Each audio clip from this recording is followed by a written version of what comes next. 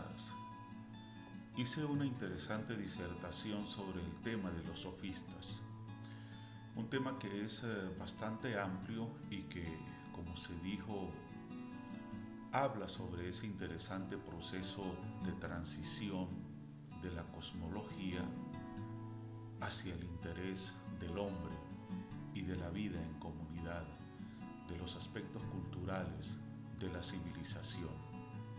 Y como decía o dice el título de la disertación, ya no es el cosmos, ahora es el hombre. Hoy quiero hacer un complemento sobre este tema demasiado interesante porque consideré pertinente dejar un material de apoyo y básicamente me voy a limitar a hacer una lectura textual sobre un contenido muy interesante que sirve para reforzar la disertación anterior sobre el tema de los sofistas. Recordemos que se pasó de una cosmología, de una reflexión sobre la naturaleza, que de alguna manera u otra no quedó en nada concreto. Y se parte de ese punto justamente para fortalecer o complementar la disertación anterior sobre los sofistas a través de la presente lectura. La reflexión sobre la naturaleza había llegado, pues, a un callejón sin salida, y no es extraño que entonces el hombre volviera la vista hacia sí mismo para preguntarse sobre el sentido de su propia vida, abandonando provisionalmente la consideración de la naturaleza. Además, en Atenas se establece una vida democrática que la hace propicia para el pensamiento atento al vivir personal, dejándose de cosmologías. Triunfe usted con la palabra. El uso de la palabra, en efecto, se hace esencial para salir adelante en la vida. En la asamblea de los ciudadanos, todos tienen el mismo derecho a hablar e incluso a veces tienen obligación de discutir, escuchar y decidir si el sorteo les endosa responsabilidades administrativas. Ante la asamblea y ante los jueces, cada cual debía hablar por sí mismo. Todo lo más, los abogados podían preparar el alegato y acompañar al compareciente, pero este era el que tenía que arreglárselas hablando. Surgen, pues, y florecen, incluso económicamente, los maestros del buen hablar, por supuesto, un tanto indiferentes a la moralidad o inmoralidad, justicia o injusticia de los asuntos, por cuanto el interés supremo era el del cliente. Son los sofistas, literalmente los sabios, pero sabios en la persuasión y no en las cosas. A más de uno de ellos se ha atribuido la anécdota del discípulo demasiado aventajado que se negó a pagar a su maestro sofista. Si el discípulo no lograba convencerlo de que no tenía por qué pagarle, es que la enseñanza recibida no había sido tan buena como para deber pagarle. Y si lograba convencerle de que no tenía por qué pagarle, pero esa comercialización del saber tenía un lado positivo frente al secreto pitagórico, el declarar que la sabiduría estaba abierta a todos, solo que, por supuesto, pagando. Usted también podrá triunfar con la palabra. Sofistas de carne y hueso, Protágoras, Gorgias, Hipias. Conocemos algunas figuras de sofistas, sobre todo por los ataques de Platón a través de su personaje Sócrates, en diálogos como Protágoras, Gorgias, Hipias, etc. Su filosofía, si tal cabe llamarla, es un relativismo pragmático en el primero. El hombre es la medida de todas las cosas, o mejor, de todos los asuntos, o un escepticismo inofensivo en el caso del segundo. Nada existe. Si algo existiera, no podríamos conocerlo. Si lo conociéramos, no podríamos decirlo. Con los sofistas tenemos un vuelco de la vida intelectual, la entrega a la palabra y, a partir de ahí, ya con más honradez que los sofistas, la primacía del tema del hombre, ensalzado también en el siglo V por la democracia, por la estatuaria y por la gran poesía trágica cada vez más humana. Sófocles en su Antígona hace cantar: muchas son las maravillas del mundo, pero la mayor maravilla es el hombre. Es el ser de mil recursos, el porvenir nunca le sorprende, sabe el arte de escapar a males sin remedio, solo la tierra de los muertos detiene su carrera. Los sofistas, democratizadores del saber. Los sofistas son los personajes que peor fama han tenido en toda la historia de la filosofía. Esta mala fama arranca quizá de Platón, quien, para alabar a su maestro Sócrates, le hace diferenciarse de los sofistas y ataca a estos. En los diálogos de Platón, Sócrates pretende diferenciarse continuamente de los sofistas.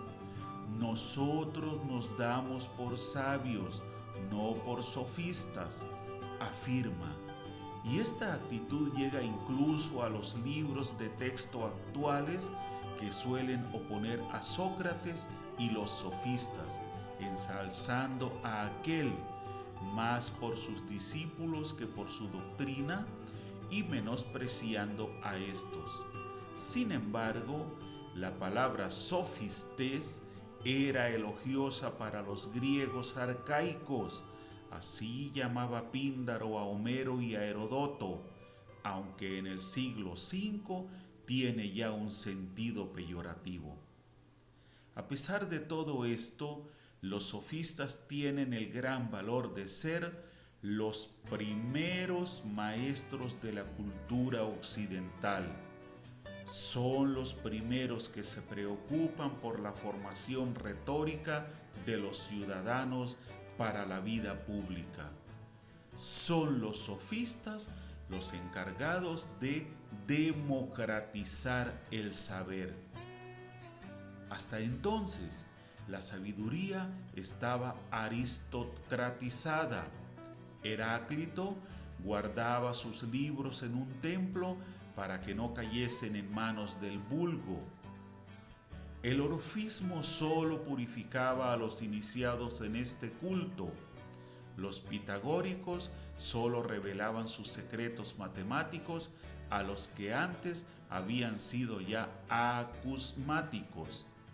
Y Platón destacará por sus ideas aristocráticas. Sin embargo, en las guerras médicas han luchado contra los persas todas las clases sociales, y esto ha determinado un cambio en las estructuras políticas. Se ha pasado de la oligarquía aristocrática a la democracia. Además, ha surgido una burguesía adinerada que quiere saber. Por tanto, debe haber un cambio paralelo en la educación, y este cambio lo realizan los sofistas. Así, harán posible el esplendor del siglo de Pericles en Grecia. ¿Quién fue quién entre los sofistas? Al hablar de la sofística se suele hacer dos agrupaciones: los sofistas anteriores o de la cultura, y entonces hay que citar a Protágoras, Gorgias, Pródico e Hipias, y los sofistas posteriores o sofistas de la erística, entre los que se incluye a Antifón, Trasímaco, Polo y Calícles. He aquí datos biográficos de algunos de ellos. Protágoras de Abdera fue autor de La verdad y sobre los dioses, obras representativas de la epistemología y del agnosticismo sofístico. Llamado a Atenas por Pericles, a petición de éste, redactó la Constitución de Turios en el 444. Sobrevivió a la peste que asoló Atenas durante la guerra del Peloponeso, alabando la entereza de Pericles ante la muerte de sus hijos. Fue procesado por blasfemias a causa de sus ideas religiosas y se dice que murió ahogado durante una tempestad al huir de Atenas. Pródico de Julis. Algo más joven que Protágoras, Platón nos lo presenta como un inválido. Fue autor de las Horas, obra que manifiesta una idea muy pesimista de la vida. Ha quedado de él una teoría naturalista sobre el origen de la religión, que hace innecesaria, entre otras cosas, la plegaria. Fue expulsado de la escuela licea, por lo que se juzgaba eran enseñanzas inapropiadas para la juventud. Gorgias de Leontini fue testigo a lo largo de su dilatada vida de los avatares sucedidos al mundo griego durante el siglo V, así como uno de los impulsores y divulgadores del ideal del helenismo. En el 417 actúa de embajador en Atenas de su ciudad para solicitar ayuda en contra de Siracusa. Fue discípulo de Empédocles, de donde derivaron sus aficiones por la ciencia natural y la filosofía. Sin embargo, su interpretación del pensamiento de Parménides y Meliso le condujo a un escepticismo extremo, recogido en su importante obra sobre la naturaleza o el no ser. Abandonó la filosofía para dedicarse a la oratoria, género en el que produjo piezas como el Elogio de Helena y la Defensa de Palamedes. Hipias de Elis, contemporáneo de Pródico. Hipias fue embajador en Esparta y Atenas, por lo que viajó por toda Grecia y las distintas colonias. Como a Sócrates, le gustaba discutir de materias de todo tipo junto a los mercados. Erudito en infinidad de materias, lo mismo hablaba de matemática que de mitología, mnemotecnia o historia griega. Autor de un diálogo troyano dedicado a la enseñanza de la juventud, fue comisionado para redactar una colección de hechos memorables. Las ideas de los sofistas. Durante el siglo V, Grecia atravesó un período al que los estudiosos han dado el nombre de Época de las Luces. Por entonces, la ciudad y comarca de Atenas, victoriosa de sus guerras contra el imperio persa, se benefició de una revolución económica y se desarrollaron en ella las instituciones democráticas. La igualdad ante la ley y la posibilidad de acceder a altos cargos políticos apoyándose en los propios méritos, hicieron de la ateniense una sociedad abierta.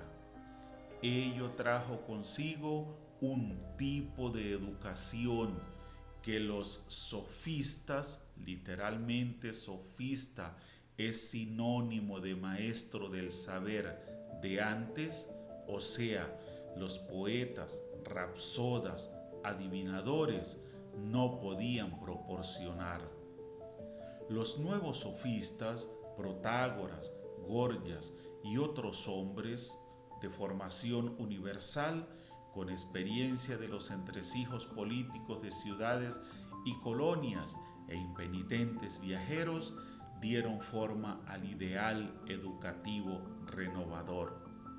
Sus enseñanzas iban dirigidas principalmente a las personas que aspiraban a cargos públicos, pero su objetivo, al menos en la primera generación, era el de un hombre intelectualmente completo.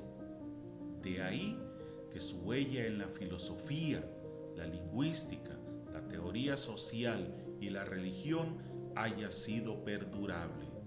Por otro lado, la extrema competencia entre ellos llevó a la degeneración de la llamada erística, que tan mala imagen ha dejado de este fenómeno cultural. Siendo la enseñanza de la oratoria una parte importante del programa educativo de los sofistas, estos prestaron gran atención al lenguaje. Protágoras e Hipias fueron los primeros en estudiar las figuras del discurso, el fenómeno de la sinonimia y la oposición semántica. Y Gorgias experimentó con las figuras retóricas como la metáfora y la hipérbole, y con otros recursos efectistas, aliteración, asonancias, rimas. No hay en los sofistas una teoría unitaria del lenguaje, pero algunos, como Protágoras, lo conciben como una segunda piel de la realidad, que una refinada sensibilidad lingüística lograría ajustar adecuadamente. Su idea del conocimiento humano pivota alrededor de la máxima de que el hombre es la medida de todas las cosas. En nuestra idea del mundo, nuestros sentidos eran la autoridad final e infalible y, puesto que no todos los hombres tenían las mismas experiencias de las cosas, lo dulce para uno sería amargo para otro, la realidad no poseía para ellos una sola cara, un solo argumento, una sola descripción. El mismo espíritu recorre sus ideas sociales y políticas. Les era familiar la pluralidad de formas con que los hombres se organizan en grupos y se rigen por normas. Por ello, fueron los primeros en reconocer que los hombres tienen una naturaleza superpuesta a la naturaleza propiamente dicha, la de sus impulsos naturales, sus instintos o su fuerza física. Esa segunda naturaleza venía dada por sus leyes, sus convenciones, sus costumbres. En ellas residía la posibilidad misma del progreso. Ideas así hicieron inevitable que se les viera como personas que atentaban contra el orden natural de las cosas. La abolición de la esclavitud y la emancipación de la mujer que algunos llegaron a promover eran dos ejemplos de esas amenazas. La moral tradicional también quedaba en entredicho. Así, la virtud no era un don, sino que se podía enseñar y aprender. Y por otro lado, si no predicadores del ateísmo valoraban más el trabajo y el cumplimiento del deber pródigo y el autodominio antifonte que la conducta que veía su modelo en la actuación de los dioses, pues de estos nada podía saberse. Creencias como estas explican los ocasionales brotes de fanatismo religioso habidos en Atenas, como testifican las vidas de Pródigo y Protágoras. A este respecto, el propio Sócrates no se diferencia tanto de los sofistas. Sería casi un sofista más. Selección de textos sofistas. El hombre es la medida de todas las cosas, de las que son por el modo en que son, de las que no son por el modo en que no son. Protágoras. El alma no es otra cosa que los sentidos. Protágoras. En todas las cosas hay dos razones contrarias entre sí. Protágoras. Las victorias sobre los bárbaros suscitan cantos de alabanzas. Las victorias sobre los griegos, cantos fúnebres, gorgias. Tal como el grano que se siembra en la tierra, tal es el fruto que se puede esperar. Y cuando en un alma joven se siembra noble cultura, brota de ella una flor que perdura hasta el fin y no es deshojada ni por el exceso ni por la falta de lluvias. Antifonte. En efecto, ya que los hombres estaban por naturaleza desprovistos de medios para vivir aisladamente, ya que es la necesidad la que les ha obligado a juntarse los unos con los otros, a inventar la vida social en su conjunto, así como los medios para realizarla, y ya que, por otro lado, la existencia no es posible al margen del arbitrio de las leyes, el perjuicio sería mayor que el que resultase de una vida aislada. Es, pues, por todas estas razones necesarias, por lo que la ley y el derecho les han sido soberanamente asignados a los hombres con un carácter inmutable, pues el vínculo que les sujetó a la naturaleza constituye su fuerza. Jámblico. Dios dejó libres a todos los hombres. La naturaleza no hizo esclavo a ningún hombre. Alcidamas de Elea. En lo que se refiere a los dioses, no puedo saber si existen o si no existen, ni qué aspecto tienen, porque hay muchas cosas que impiden un conocimiento seguro: la oscuridad del asunto y la brevedad de la vida humana. Protágoras. Frases sobre los sofistas.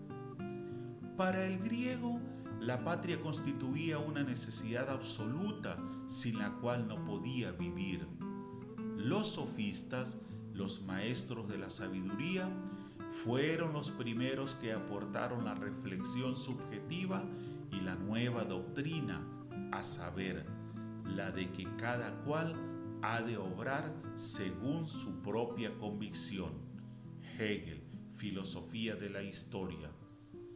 El sofista se distingue de nuestro profesor universitario por la falta de toda vinculación con el Estado, sea esta beneficiosa u obstaculizadora, como también por el hecho de no estar sujeto a ninguna estrechez de programa ni especialidad restrictiva. Como eruditos, la mayoría de ellos poseía conocimientos casi universales, y como oradores y escritores poseían la agilidad mental y el espíritu polémico de nuestros periodistas y literatos. Mitad profesor, mitad periodista, tal es la fórmula, con términos que nos son familiares, que quizá permita mejor caracterizar al sofista del siglo V, Theodor Gompers, en Pensadores griegos. En cierto modo, aunque es imposible decir hasta qué punto el odio que los sofistas suscitaron, no solo en el público en general, sino en Platón y en los filósofos posteriores, fue debido a su mérito intelectual. La búsqueda de la verdad, cuando es de todo corazón, tiene que ignorar las consideraciones morales. No podemos saber de antemano si la verdad resultará ser lo que se estima edificante en una sociedad dada. Los sofistas estaban decididos a seguir un razonamiento a donde quiera que pudiese conducirlos. Bertrand Russell, Historia de la Filosofía Occidental. En un tiempo en que se disolvían todas las formas tradicionales de la existencia, los sofistas tomaron conciencia y se la dieron a su pueblo de que la educación humana era la gran tarea histórica que les había sido asignada. Werner Jaeger, Paideia. La mala prensa de los sofistas. Sobre pocos movimientos culturales se ha vertido un conjunto de opiniones tan encontradas como sobre la sofística. Con casi ningún otro, las críticas han tenido tintes tan extremos. Una buena parte de la responsabilidad de tal estado de cosas se la reparten dos figuras de la cultura griega clásica: Aristófanes, el comediógrafo, y Platón, el filósofo. En una de las comedias más celebradas de Aristófanes, Las nubes, asistimos a una confrontación entre el credo de la filosofía y el de la sofística. A ambas las presenta el autor encarnadas en seres humanos con cuello y cabeza de gallos de pelea. Pero mientras que la filosofía tiene una complexión robusta y armónica, así como la impronta de la dignidad, la sofística es un ser contrahecho, dotado de una lengua y un falo grandes. En un momento del agrio intercambio de opiniones que se produce, la filosofía lanza la siguiente acusación: por tu culpa las escuelas de Atenas están desiertas, toda una generación deambula por las calles boquiabierta y ociosa. Acuérdate de mis palabras, algún día se dará cuenta esta ciudad de lo que has hecho con sus hombres, afeminados y locos. Estas palabras, que son solo un botón de muestra, recogen una opinión común entre las gentes aristocráticas de Atenas, apegadas a las formas tradicionales de educación. Platón no es menos satírico que Aristófanes. Si bien sus invectivas contra la sofística apuntan no al fenómeno social, sino al método y contenido de sus enseñanzas. El método es caracterizado en el Eutidemo, una de sus obras, en donde dos sofistas de la generación postrera, Dioniso Doro y Eutidemo, confunden a un desprevenido joven, Clesipo, con el siguiente razonamiento: ¿tú dices que tienes un perro? Sí, un bellaco, dijo Clesipo. ¿Y tienes cachorros? Sí, y son muy parecidos a él. ¿Y el perro es el padre de ellos? Sí, dijo. Yo ciertamente lo vi aparearse con la madre de los cachorros. ¿Y no es tuyo? Con seguridad que lo es. Entonces, es un padre y es tuyo. Luego, es tu padre y los cachorros son tus hermanos. Los sofistas, agnósticos. El hombre es la medida de todas las cosas, afirma Protágoras, y, por lo tanto, la divinidad será para él una mera creación humana. El hombre es la medida de los dioses y no al revés. Dios es algo convencional, es algo que crean los gobiernos para que les guarden sus leyes, como dice el sofista Critias. Es por esto por lo que en el Títeto de Platón, Protágoras afirma: dejo de lado toda cuestión que afecte a la existencia o inexistencia de los dioses. No se ocupará más del tema.